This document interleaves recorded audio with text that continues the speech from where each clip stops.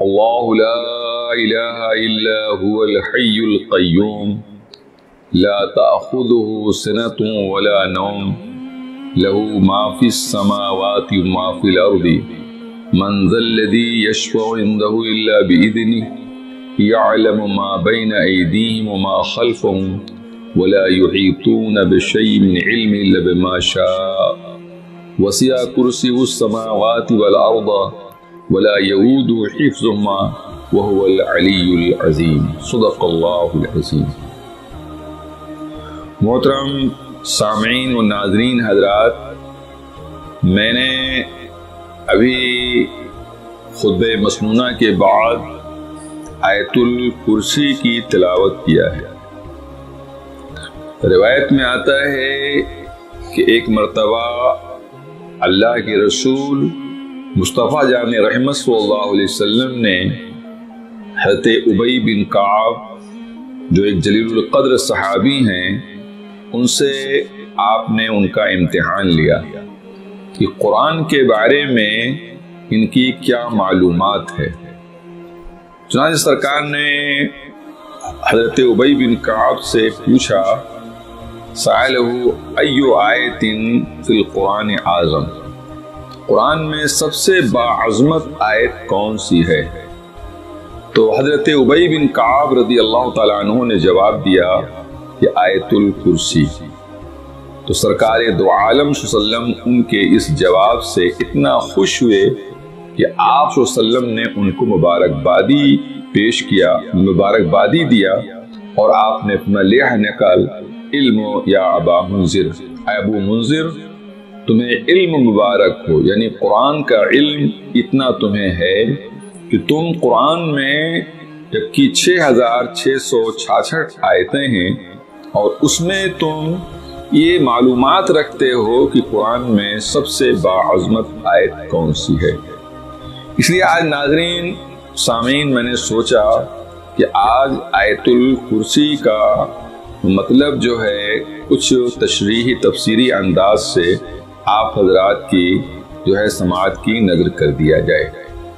آغاز ہوتا ہے آیت کریمہ کا، اللہ لا الہ الا ہو، اللہ ہی معبود برحق ہے، اس کے سوا کوئی معبود نہیں ہے، یعنی پوجنی، قابل عبادت، قابل پرستش صرف اور صرف اللہ کی ذات ہے۔ اس لیے کہ اللہ کے سوا جو کچھ ہے سب اسی نے بنایا ہے، سب اسی نے کریٹ کیا ہے، اور عبادت کا مستحق پوجنی صرف وہی ذات ہے جس نے پوری دنیا کو وجود بخشا ہے اور پوری دنیا کو بنایا ہے، اور وہ صرف اکیلا ہے، واحد ہے، احد ہے، اسے اللہ کہتے ہیں۔ اللہ لا الہ الا هو الحی القیوم، اس کی شان یہ ہے کہ وہ آپ حی یعنی آپ زندہ ہے، ایسا حی ہے کہ اسے موت نہیں آنا ہے، یعنی اور لوگوں کی حیات زندگی اس کی دی ہوئی ہے، تو جس کو اس نے زندگی دیا ہے اس کو موت آنی ہے، لیکن اس کی حیات کسی کی دی ہوئی نہیں ہے، وہ خود سے حی ہے، وہ خود سے حی ہے۔ حی مینس جو زندہ، آپ سے زندہ۔ القیوم جو اوروں کو قائم کرنے والا، الحی القیوم لا تأخذہ سنۃ ولا نوم، نہ اسے اونگ آتی ہے اور نہ اسے نیند، اسے نہ اونگ آئے اور نہ نیند۔ اونگ اور یعنی سنا کو یعنی عربی میں اونگ کو سنا کہتے ہیں اور نیند کو نوم کہتے ہیں۔ تو اللہ تعالیٰ نے فرمایا کہ اللہ وہ ہے جس کو نہ اونگ آئے اور نہ نیند آئے۔ اونگ اور یعنی سنا، اونگ اور نوم نیند میں یہ فرق ہے کہ اونگ میں انسان جو ہے عقل اس کی زائل نہیں ہوتی، اور نیند میں انسان کی عقل زائل ہو جاتی ہے۔ تو اللہ تبارک تعالیٰ ان دونوں چیزوں سے، اونگ اور نیند سے پاک اور منزہ ہے، اس لیے کہ یہ چیز عیب ہے، اور اللہ تبارک تعالیٰ ہر عیب سے پاک و صاف ہے، اور یہ کمی ہے ایک طرح سے، اونگھانا، نیند آنا ایک کمی ہے، اور اللہ تعالیٰ ہر نقص سے، ہر کمی سے پاک ہے۔ اچھا، یہ کہ جو پوری کائنات کا مالک ہے، خالق ہے، اور پوری کائنات کی واچنگ رکھتا ہے، اور تو اگر وہ اس کو اونگ آ جائے اور نیند آ جائے تو کائنات کا نظام ہی درہم برہم ہو جائے گا۔ تو عقل بھی یہ کہتی ہے کہ جو پوری کائنات کا نظام 24 گھنٹہ چلاتا ہے، جس کے دستے قدرت میں ساری کائنات کا نظام ہے، عقل کا بھی یہی فتویٰ ہے، اور عقل کا بھی یہی فیصلہ ہے کہ اسے اونگ اور نیند نہیں آنا چاہیے۔ چنانچہ اللہ تبارک تعالیٰ کو نہ اونگ آتی ہے اور نہ نیند، لا تأخذہ سنۃ ولا نوم، لہ ما فی السماوات وما فی الارض۔ ایک وہ عالم دین طلبہ کو پڑھا رہے تھے، اور اس پر انہوں نے بڑی تفصیلی، اس پر لا تأخذہ سنۃ ولا نوم پہ بڑی تفصیلی گفتگو فرمایا، مگر ایک طالب علم جو ہے اس کے سمجھ میں نہیں آ رہا تھا کہ اونگھانے سے اور نیند سے نظام کائنات درہم برہم کیسے ہو جائے۔ تو آپ نے اس طالب علم کو پریکٹیکلی سکھلایا کہ اس کو یوں کہ 24 گھنٹے تک اس کو بیدار رکھا، اور جب نیند میں ایک دم مخمور ہو گیا تو دونوں ہاتھ میں اسے شیشے کا برتن دے کر کہا کھڑے رہو۔ اب تھوڑی دیر وہ کھڑا رہا اور اونگھایا، اور نیند کا غلبہ ہوا، گر پڑا، شیشہ بھی چور چور ہو گیا۔ تو اس شاگرد سے پوچھا کہ اب سمجھے کہ اونگھانے سے اور نیند سے نظام درہم برہم ہوتا ہے کہ نہیں ہوتا ہے؟ کہا اب حضور سمجھ میں بات آ گئی۔ یقیناً اگر اللہ کو اونگ اور نیند آتی بفرض محال تو کائنات کا نظام درہم برہم ہوتا، اسی لیے اور کائنات جو ہے منظم طور پر چل رہی ہے۔ اللہ تبارک تعالیٰ اونگ سے بھی پاک ہے اور نیند سے بھی پاک ہے۔ لا تأخذہ سنۃ ولا نوم، لہ ما فی السماوات وما فی الارض، اسی کا ہے جو کچھ آسمان اور زمین میں ہے، سب کا مالک وہ ہے۔ اب یہیں سے یہ بات معلوم ہوئی کہ دنیا میں زمین و آسمان میں جو کچھ ہے سب اسی کا ہے، سب کا خالق،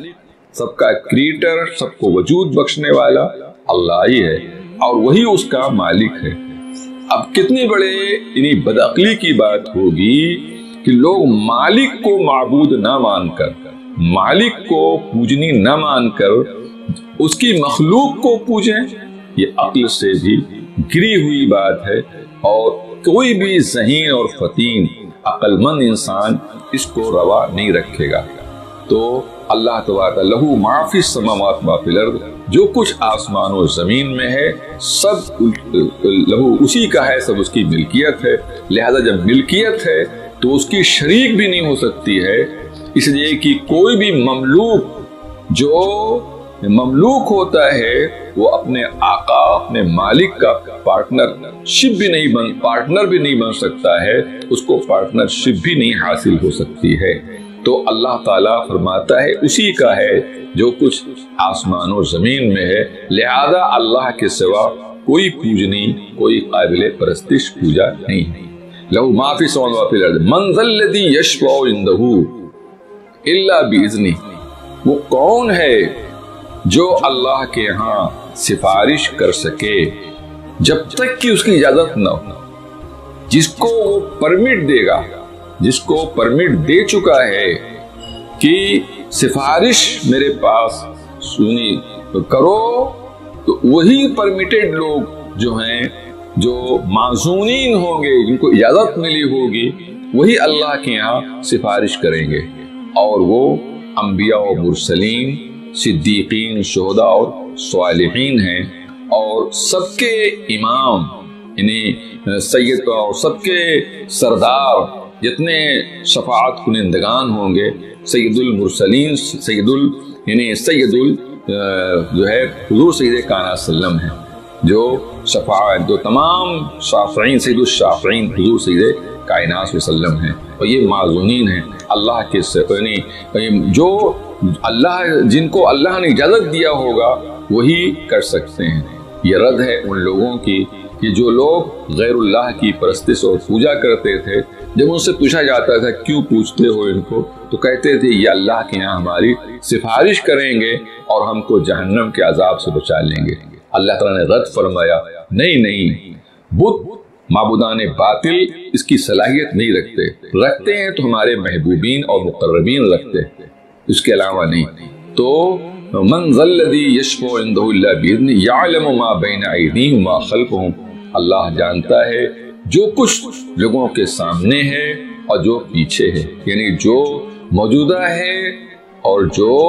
آنے والا مستقبل ہے، اللہ سب کچھ جانتا ہے، جو دنیا میں ہے اور جو آخرت ہے۔ لو ما فی السماء وما فی الارض من ذا الذی یشفع عنده الا باذنہ یعلم ما بین ایدیہم وما خلفہم ولا یحیطون بشیء من علمہ الا بما شاء۔ لوگ اللہ کے علم کو نہیں جانتے مگر اتنا ہی جتنا کہ اللہ چاہتا ہے، بغیر اللہ کے بتائے، بغیر اللہ کی مشیت کے کوئی کچھ بھی نہیں جان سکتا ہے۔ ولا یحیطون بشیء من علمہ الا بما شاء وسع کرسیہ السماوات والارض، وسع کرسیہ السماوات والارض، اس کی کرسی نے آسمان و زمین کو گھیر رکھا ہے، یعنی اس کی کرسی میں آسمان و زمین سمائے ہوئے ہیں۔ اب کرسی سے مراد کیا ہے، اس میں مختلف قول ہے۔ یہ جو کرسی ہم لوگ استعمال کرتے ہیں، یعنی جس پر ہم بیٹھتے ہیں، یہ کرسی مراد نہیں ہے، بلکہ یہاں پر کرسی سے مراد علم ہے، کرسی سے مراد قدرت ہے، کرسی سے مراد عرش اعظم ہے۔ اس طرح سے مفسرین نے اس کے کئی قول فرمائے ہیں۔ ویسے انگلش ٹرانسلیشن میں اس کا ترجمہ جو ہے ٹرانسلیشن میں تھرونز سے کیا گیا ہے، جس کے معنی پائے، یعنی اقتدار کے ہوتے ہیں، اقتدار کے ہوتے ہیں۔ تو اس طرح سے ایک ٹرانسلیشن ترجمہ یہ بھی کیا گیا ہے، بہرکیف اللہ اس کا رسول جانے اس کا صحیح مفہوم کیا ہے۔ مختلف قول ہیں اس سلسلے میں، کرسی کے سلسلے میں۔ لہو ما فی السماوات وما فی الارض من ذا الذی یشفع عنده الا باذنہ یعلم ما بین ایدیہم وما خلفہم ولا یحیطون بشیء من علمہ الا بما شاء وسع کرسیہ السماوات والارض ولا یعود حفظہما، اور اللہ کو گنا نہیں گزرتا،